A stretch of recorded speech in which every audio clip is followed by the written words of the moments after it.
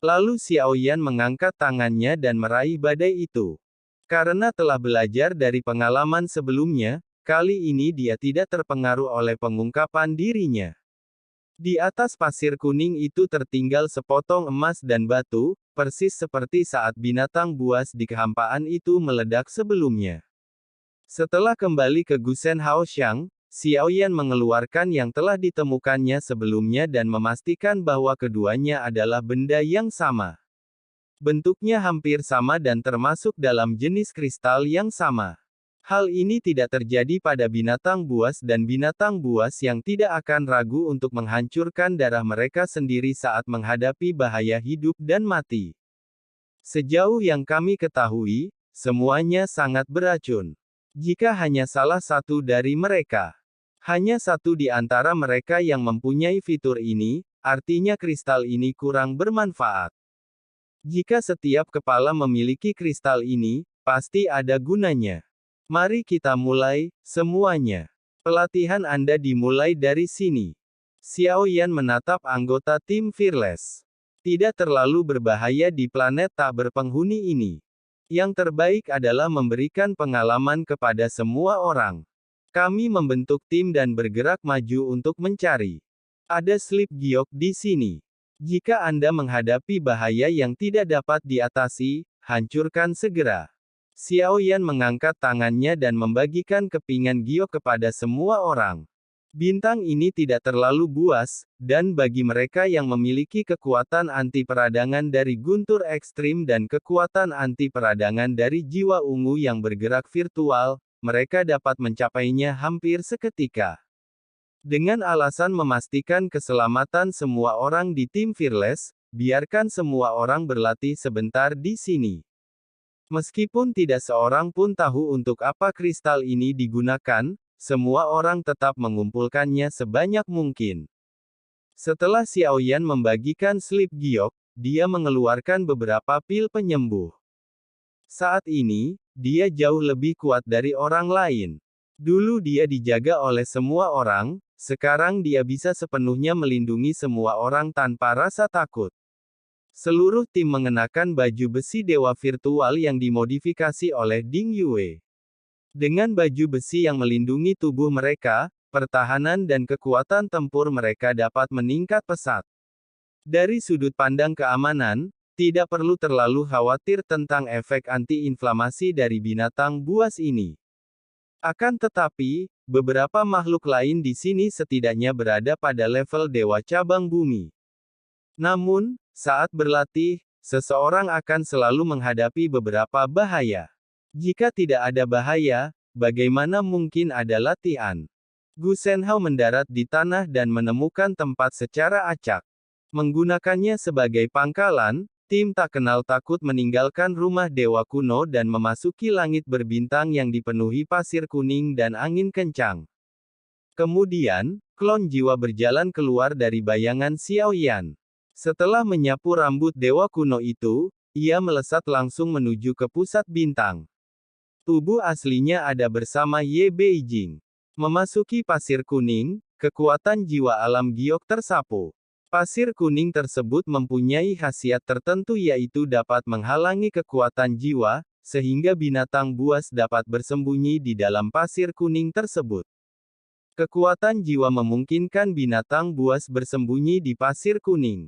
Dan, anti-inflamasi Ye Beijing dan Xiao Yueli.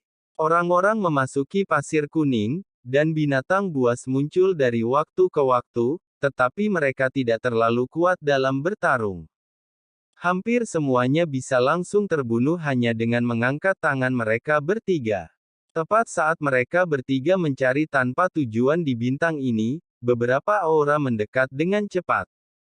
Xiaoyan segera bersiap untuk bertempur, karena dia adalah manusia, bukan binatang. Ada lebih banyak orang di sini daripada mereka yang dalam bahaya. Hadirin sekalian, kami tidak punya niat buruk dan berada di sini untuk mencari kerja sama. Tiga sosok juga muncul di pasir kuning. Mereka bahkan mirip dengan Xiaoyan karena mereka juga seorang pria dengan dua wanita. Namun, kedua wanita yang dibawanya tampak sedikit menyeramkan pada pandangan pertama. Salah seorang di antara mereka berbibir ungu dan seekor ular berbisa meliliti tubuhnya, sedangkan seorang lainnya berambut acak-acakan, berwajah pucat, dan pendiam. Seperti hantu mayat, Xiaoyan sedikit mengernyit, dan pria itu menggenggam tangannya dan membungkuk. Dia dengan hati-hati melihat Xiaoyan dan Ye Beijing serta Xiao Yueli di belakangnya. Ye Beijing, tentu saja, tidak dapat melihat Xiao Yueli, dan aura yang dipancarkannya agak biasa saja. Dia merasa bahwa Xiaoyan adalah yang terkuat di antara ketiganya, lalu menatap Xiaoyan sambil tersenyum. Saudaraku terkasih, ruang di hatimu terlalu lemah, dan emas waktu dan ruang yang dapat kau peroleh terlalu sedikit. Saya tahu ada ruang yang lebih kuat di bintang sebelahnya. Binatang itu adalah binatang luar angkasa tingkat mikro. Jika Anda dapat membunuhnya, Anda dapat langsung memperoleh ratusan emas waktu dan ruang. Ini adalah pertama kalinya Xiaoyan mendengar istilah ini, tetapi sesuai dengan namanya, itu seharusnya adalah batu emas yang tertinggal setelah ledakan binatang buas yang dibunuhnya sebelumnya, yang disebut emas waktu dan ruang. Adapun tingkat yang ditandai pada gulungan yang ditinggalkan ratu, Xiaoyan juga mengerti bahwa itu tidak merujuk pada tingkat Xingchen atau Jiekong. Melainkan, ia merujuk pada tingkat makhluk luar angkasa yang ada di planet ini. Jika kita bergabung, menurutmu adakah kemungkinan kita bisa membunuhnya? Jika Anda tertarik, kita dapat membicarakannya secara rinci. Kamu dan aku sama-sama dewa abadi tingkat ketiga, dan kita punya peluang 70% untuk membunuhnya. Pria itu berkata dengan serius. Masih tersisa 30%. Xiaoyan bertanya dengan ekspresi acuh tak acuh dan alis sedikit terangkat. Masih ada 30% variabel.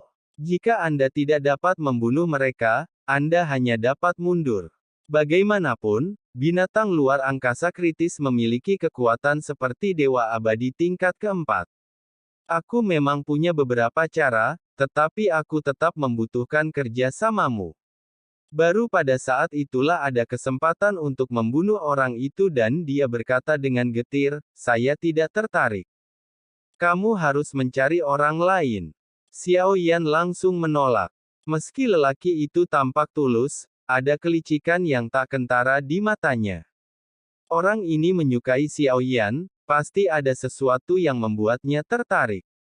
Xiaoyan Dao tidak takut. Meskipun dia memiliki Ye Beijing di sisinya, dia tidak bisa mengandalkan orang lain untuk segalanya, dan tentu saja tidak bisa menggunakan Ye Beijing sebagai kartu truf.